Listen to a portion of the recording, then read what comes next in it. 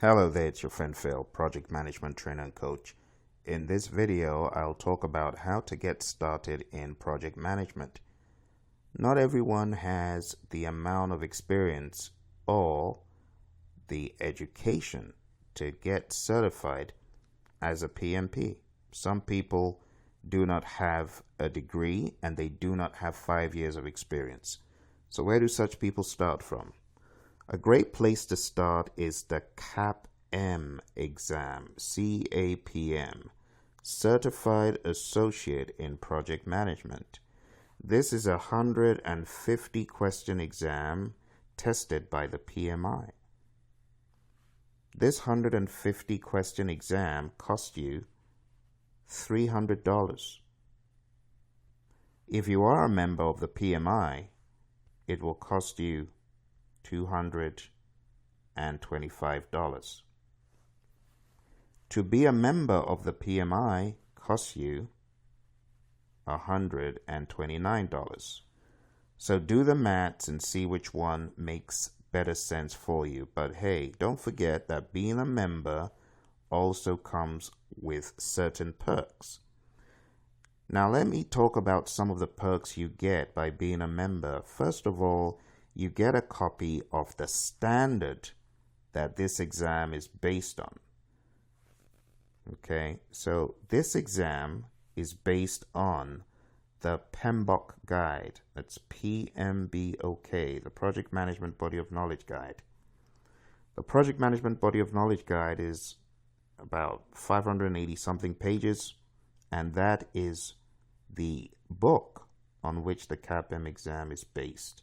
So if you become a member of the PMI, you get the PMBOK guide electronic version for free.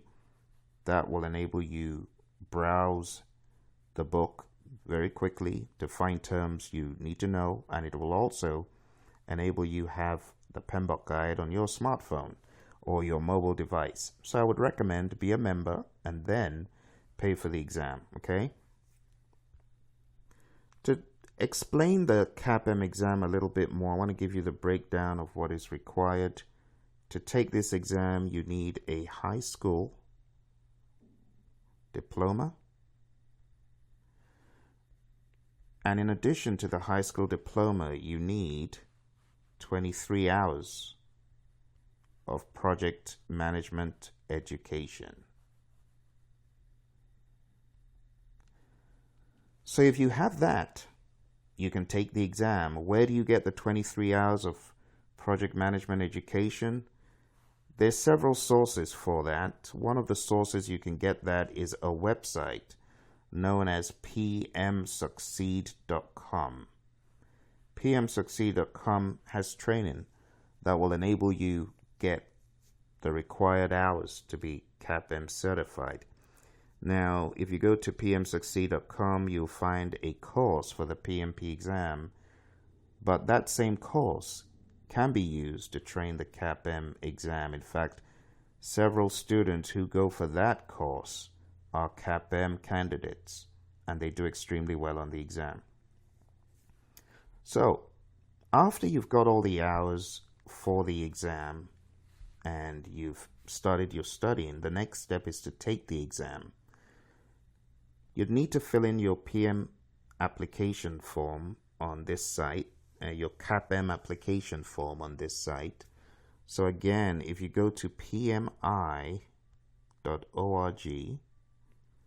and you click on certifications, select the CAPM from that list and begin your application form. If you have any questions, the folks at the website pmsucceed.com will be able to advise and help. So taking the CAPM exam, I've given you one side of a coin. You could have a high school diploma and 23 hours of education. On the other side of the coin, you could have a high school diploma and 1,500 hours of project management experience. And when I say project management experience, I mean you could have been on a project team working on a project. You don't have to have been the project manager. So 1,500 hours on a project team. Let me open up the handbook so that you can see how all this looks. We can compare and contrast these different options. So let's go there. So if you go to PMI's website and you search for the CAPM handbook, it will open up this document. I'm going to take you to a page where the information about the prerequisites is. So here we go. You can see the two. We got a secondary school or high school diploma and 1,500 hours of professional experience on a project team, or you have, as you can see, a secondary diploma and 23 hours of formal education. So with that, if you really wanted to get into the world of project management, you can dive right in and you can start off understanding project management in a more formal setting with more formal terms, more intentional and deliberate language. Now, the CAPM exam is not a cakewalk. I've taken the CAPM exam twice. I took the CAPM exam in 2011 and 2016 because you need to renew it every 5 years. So if you're looking at getting into project management, this is a great entry-level certification.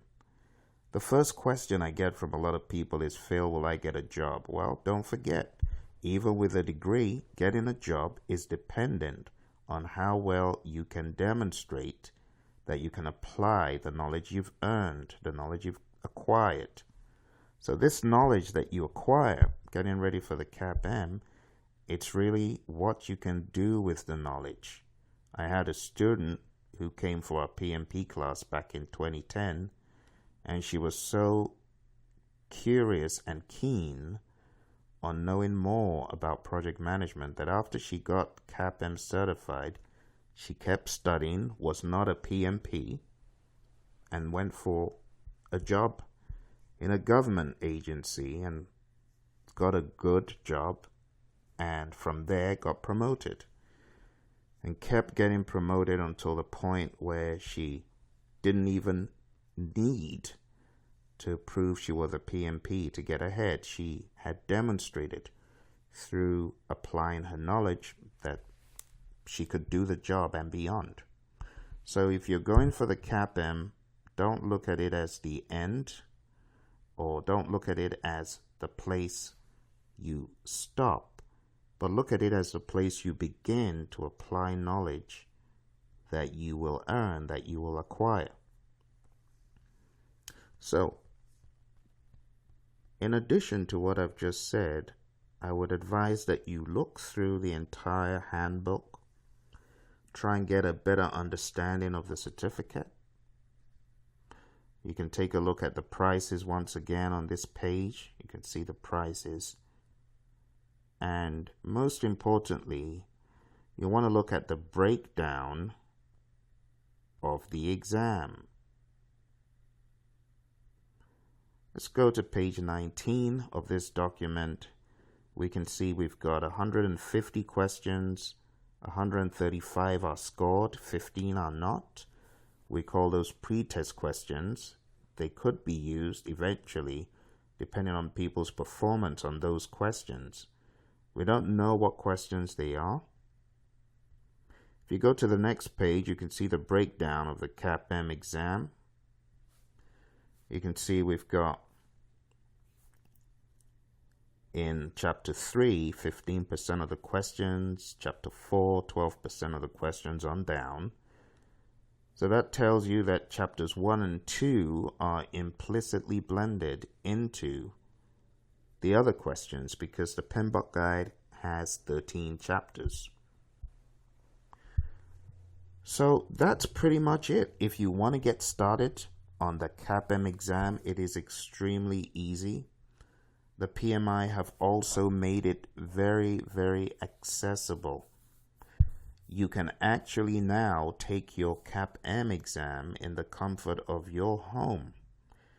And that is a huge benefit for people who have mobility challenges or just cannot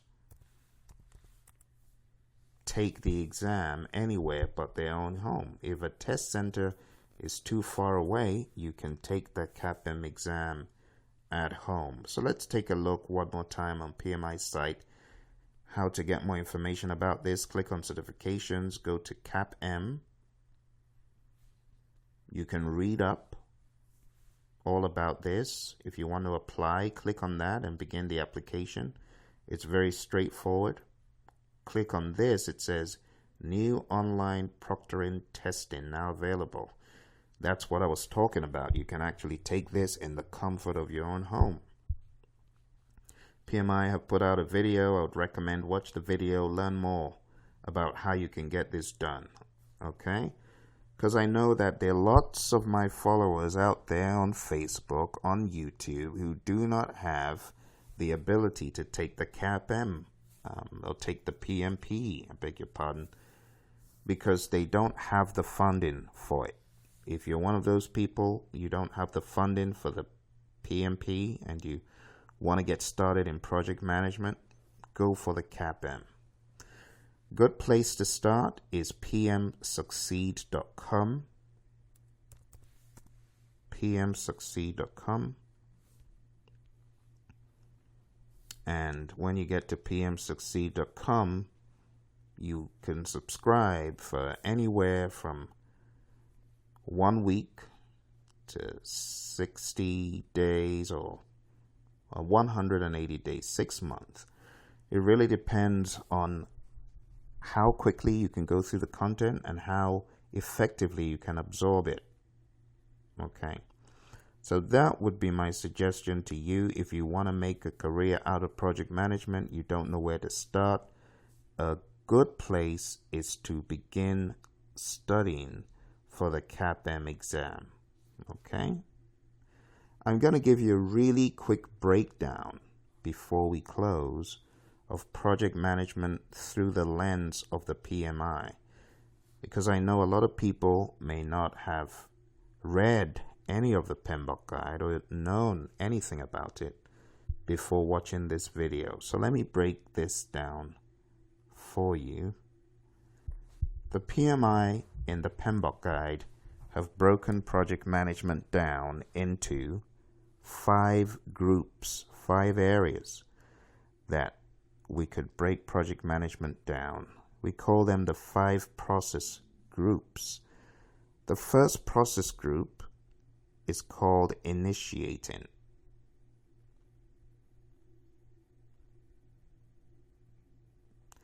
The initiating process group, you can think of this as the authorization.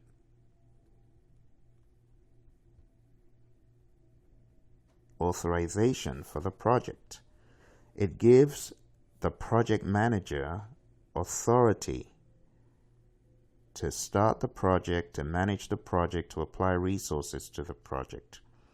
The specific thing that we do in initiating that allows that is the development of a document. The document is known as a project charter. It's just a document, but it's a powerful document that authorizes the project manager to apply resources to the project. It also authorizes the project manager. Okay, so that's the first process group called initiating. Think of initiating like this. You got a parent who tells his or her kid to clean up his or her room. So clean up the room. I'm telling you to do this, and when you clean up the room, here's a reward, or here is the reward you will get. But it starts with a command. I'm giving you the authority to clean up the room. If you need to get the vacuum, get the vacuum. If you need to get a broom, Whatever you need, whatever resources you need to clean the room, I'm giving you permission to use the resources, to get the resources. If you need to buy some cleaning up liquid or whatever, you have the authority to spend this money to do it. All right, so that's initiating. All right, the genesis of the project. Okay. Now, after initiating, the next thing that happens is planning. Now, the parent tells the child to clean up the room, right? Go clean up your room. I'm giving you the authority to use the resources that are available. But it's up to the child to say, okay, I'm going to plan how long it will take me to do that. So the child begins to plan the activities one by one. The child plans, okay, this activity is going to take me this long. The next activity, which may be something else, maybe folding clothes, is going to take me from here to here, and so on. Okay? So you continue planning out how much time and how much money, think about the dollars for each of these, how much money, right, will it cost for me to do all of these things? And you keep on going through until you've got a solid plan. Okay, that's going to take me 1 hour. That's going to take me 30 minutes. That's going to cost me whatever. You come out with a plan that will cover all the variables: time, cost, also understanding the scope of the project.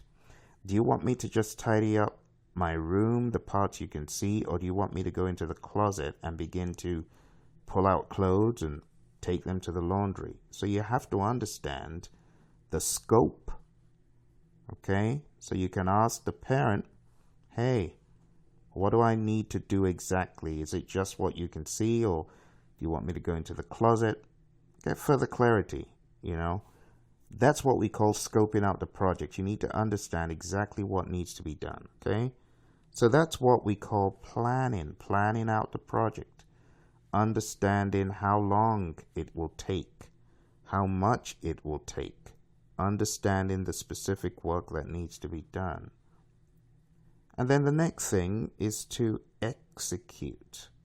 We call this the executing process group.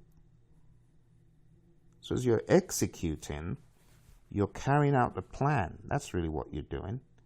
Carrying out the plan. Do the plan. Okay? So you're doing the plan, you're looking at your plan, you're working the plan. That's executing. Doing what you said. And at the end, you're going to come out with a deliverable. You're going to come out with something that your customer, your parent, in this case, expects that you would have done. We call that doing the plan. All right? That's executing. All right? After you're done with executing, or should I say as you are executing, you should also be thinking about checking your work. So you're not just going to clean up the room. You're going to clean up the room and you're going to make sure you did a good job. And you're not going to wait till you get to the end of cleaning up the room before you make sure you did a good job. You're actually going to do that as you proceed. So we call this fourth step monitoring and controlling. What do we mean by monitoring? By monitoring, we mean that you are checking. Monitor means you're checking the work, making sure it's going according to plan, and it is being done the best way possible. Okay, that's monitoring. Now, when we talk about controlling, we're talking about taking action to realign the project. If you discover, oh, we're not cleaning up the right way, we're doing a sloppy job, it should have been more thorough than this, things are undone, things are not done the way they should be, the clothes haven't been folded the way they should be. We want to control, we want to make sure that we get our project back on track. We call this corrective action. We want to take some corrective action on the project. Okay? The final thing, after you have effectively initiated, planned, executed, monitored, controlled the project, the next step is closing out the project. Okay? And closing out the project means you have achieved what you wanted to achieve, and now you're closing out all the necessary paperwork and administrative duties, and you are handing over the deliverable, transitioning it to the customer. So we call this the closing process group. And key thing that happens here is a transition of the deliverable. And the deliverable could be a product, a service, or a result. In this case, it's like a service. The kid cleaned up his or her room, called mom or dad to check it out, and transitions it over to them. In the real world of project management, we refer to the checking out, when that parent checks out the room to make sure that indeed it meets requirements. That actually happens in monitoring and controlling. So in closing, it's really just the transition that happens. Okay? So that was a very, very easy, basic explanation of what project management is, and it is by no means a college degree tutorial at any stretch. It is really just to get people who are very new to the concept of project management up to speed with what it is. I don't expect this to replace any real training that you need to have. So if you're thinking of getting certified, as a CAPM, again, go to pmsucceed.com, shoot a message. Maybe you've actually already started on this journey. I wish you all the best. If you have any questions, feel free to send us a message, the contact button, shoot us an email, and let us know how we can help. All the best, and bye for now.